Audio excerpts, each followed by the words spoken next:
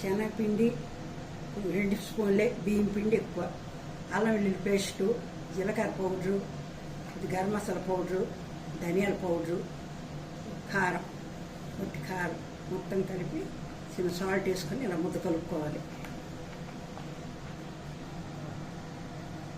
వంకాయ బజ్జీ, వంకాయలు ఉడకబెట్టకూడదు, కొద్దిగా సాల్ట్ రాసి ఉంచేయాలి.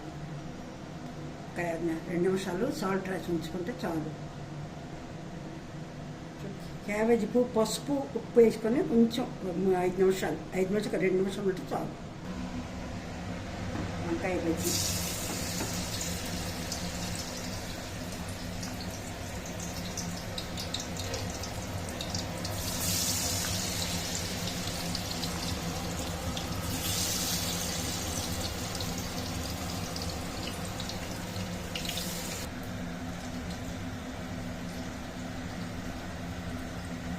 క్యాబేజ్ పువ్వు ఇందులో కలుపుకోవాలి.